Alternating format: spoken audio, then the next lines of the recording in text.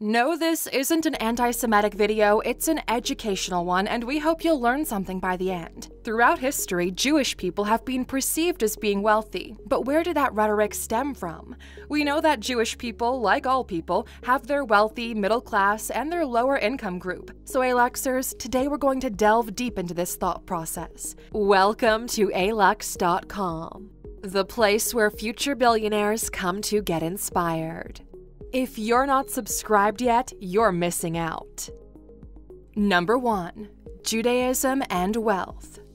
Judaism doesn't cast poverty as a sign of righteousness, as other beliefs might. Instead, they believe each person should avoid poverty and be gainfully employed to earn their own living. This is a fundamental value that has led to a good work ethic and a personal responsibility for each person earning their own keep. Jewish people also believe in giving. They believe that 10 to 20% of wages should go toward religious and charitable causes. However, they don't believe in relying on charity to lift yourself up, and certainly not to become a burden on the community. Growing up with this kind of mindset makes for a solid foundation to see success as the only option. Number 2. European Jews couldn't own land. If you think anti-Semitism was only popularized in World War II, think again. Jewish people have had a tough history, including not being able to own land in Europe from as far back as the medieval times. But where there's a will, there's a way, so Jewish people found alternative ways to build their wealth outside of property owning. One of them being merchants and traders, industries to this day where they still have a big footprint in most countries. This created a safety net for Jewish communities because where their services were needed, they were safe. Number 3. Religious opportunity was taken. To Christians in the Middle Ages, charging interest was a sin. This prevented them from holding any type of financial job, leaving the opportunities in that field open to the Jewish community who did not see lending in the same way. Jewish people became prominent in money-lending businesses. The Jewish people's early success in this lucrative business was a forerunner for many of the stereotypes we hear today of Jewish people. Number 4. Opened the first banks. It was a hop and a skip from money lending to opening the first banks in Europe for the Jewish community. They could manage transactions, transfers, and day-to-day financial services, plus continue to lend money and charge interest with their strong background in finance. This was a much-needed service on a developing continent and helped to fuel further growth. But it wasn't all rosy. This success also led to jealousy, which fueled much of the anti-Semitic sentiment throughout the ages. Number 5. The most educated religious group. In 2016, the Pew Center released a study which listed Jewish people as the most educated religious group in the world. On average, the Jewish community receives 13.4 years of schooling. When it comes to post-secondary degrees, Jewish people hold 61% of the qualifications. What's more surprising is the vast difference between first and second most educated religions. Christians rank second most educated, but compared to the average of 13.4 years of schooling among Jewish people, Christians only rack up an average of 9.3 years at school. More credentials lead to a higher starting salary, and this immediately improves the financial status of Jewish people right out of university. Number 6. They look after one another. Perhaps it comes from a long history of being marginalized, or perhaps it's just inherent nature, but Jewish people have a deep pride in sharing their wealth to benefit their community. This mutual aid mentality is a part of their ethos and ensures that each member of the community is supported to enable them to succeed. If someone opens a new business, the community will rally around them to support it. If someone else falls on hard times, the community will try to help them out. Judaic law instructs that poor people are to be respected and protected. This strong focus on uplifting the whole community has meant that even shunned Jewish communities have managed to survive the hardest times by investing in one another. The idea of wealth is not just to accumulate wealth, which is seen as vanity. Wealth is seen as a means to an end to grow a community. It is highly frowned upon to not give generously to the social and spiritual needs of the community.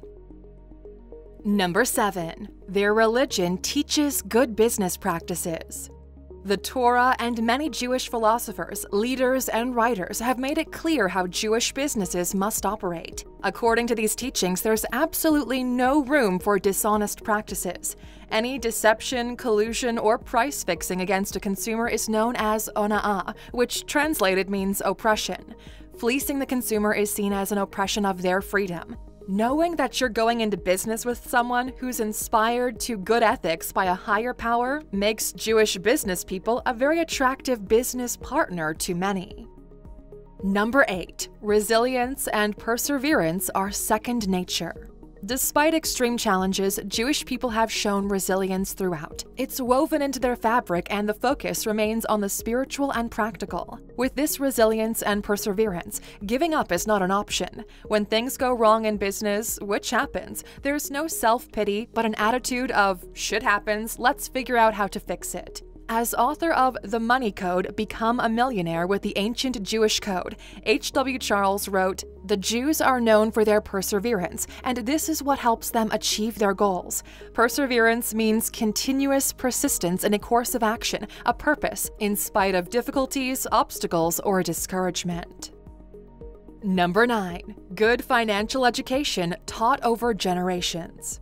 Jay-Z got a lot of pushback for his comments on Jewish people in his track, The Story of O.J. The controversial line was, "You want to know what's more important than throwing away money at a strip club? Credit. You ever wonder why Jewish people own all the property in America? This is how they did it." It was seen by many experts as reinforcing the stereotype that Jewish people have some kind of global control of property and banks. However, Jay-Z defenders saw it as a shout-out to Jewish success and a hint to the Black community to follow similar business ventures and invest in each other. The kind of generational knowledge and market confidence in the areas of finance and property that the Jewish community has is enviable, no matter who you support. Number 10. Parents teach their children the value of money. In many households, speaking openly about finance is taboo. Parents try to protect their children by not sharing if they're having financial troubles, or if they're wealthy, displaying that it's okay to splurge. By using 5 jars, many Jewish parents teach their children how to be money-wise. Each jar is labeled tithe, giving and offering, saving, investing, and spending. Children are given 10 shekels, and the child puts 1 in the tithe jar, 1 in the giving and offering, 1 in the savings, 2 in investing, and 5 in spending. The giving jar is opened up on Sundays. The tithe, which means 10th in Hebrew, is opened at the end of the month. The savings is opened on special occasions, and investing is only opened when full. Parents don't intervene, and the child is responsible for the money. But the children learn from their mistakes and take ownership of their decisions. Number 11. Wealth is managed effectively. Sages of the Talmud, the lives, sayings, and stories of 400 rabbinic masters, a book written by Mordecai Javoditz, is a great read. You can also hear it on Audible, and it shares many words of wisdom, including how to manage money with spiritual motivation. The book also touches on finances and diversification. What diversification means is that capital is allocated in a way that doesn't expose too much to one particular risk or asset, but rather spreads it out to reduce the risk. To sum it up in its most basic form, don't put all of your eggs in one basket. Number 12. Networking is important. Hey Luxers, we all know how networking opens doors and business opportunities, and only by actively engaging with others can we grow our business and wealth. People do business with those they know, trust, and who are genuine. With Jewish communal life, there is ample opportunity to network. The Sabbath, synagogue, and Jewish celebrations help to build long-lasting relationships, both business and personal. Number 13. Look at the past to plan the future. Hey Luxers, we've all heard the saying, history repeating itself.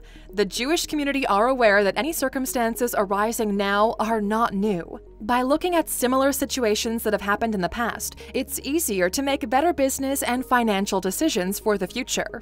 Patterns repeat themselves. Wealth is gained by learning those patterns or trends, understanding market cycles, and gaining a foothold on worldwide currency. Kelso Kukirkorn, author of The Secrets of Jewish Wealth Revealed, beautifully writes, "Until now, your money has told you what to do and how much to work. Now you're going to turn that around. You'll learn how to tell your money what to do and how much to work for you." Number 14. Advice from one of the richest. Mark Zuckerberg was raised in a Reform Jewish household. He had a Star Wars-themed bar mitzvah. He was just 19 when he started Facebook in 2004. Zuckerberg says he's become more religious since becoming a father and often dispenses great advice for up-and-coming business leaders. He says, "Some people dream of success, while others wake up and work hard for it." To help you along your financial journey, we highly recommend you watch our video, 10 Life Hacks That Actually Work, where we explain an interesting concept called Parkinson's Law. Check it out. Number 15. The Simple Truth. Hey Luxers, it is true there are a lot of Jewish people that are rich, but it's also true there are a lot that are poor. The same goes for every other person, Jewish or not. The Torah does teach beautiful principles for success in life, which we can all learn from. Self-learning, education, and a hunger to learn will set you on the right path to becoming financially secure. Rebbetzin Dana Weinberg, Orthodox Jewish Rebbetzin and founder and dean of Ayat College of Jewish Studies for Women in Jerusalem, shares advice we can all take in. There are no problems, only opportunities for growth. Well, Aluxers, what lessons can you take away from today's video? Share your thoughts with us in the comments below. And for sticking with us until the end, here's your bonus. There's a long history of why Jewish people and money have been portrayed the way they have been. Some believe there are secret Jewish societies running the world behind the scenes, controlling all the money. And Aluxers, it's up to us to stop fueling these stereotypes. We need to speak openly about our differences, privileges, and historical legacy. We need to educate ourselves and acknowledge the journey that Jewish people have undertaken. Until next time, Aluxers, remember to click subscribe for more thought-provoking videos every day, and hit us with a thumbs up if you enjoyed this one.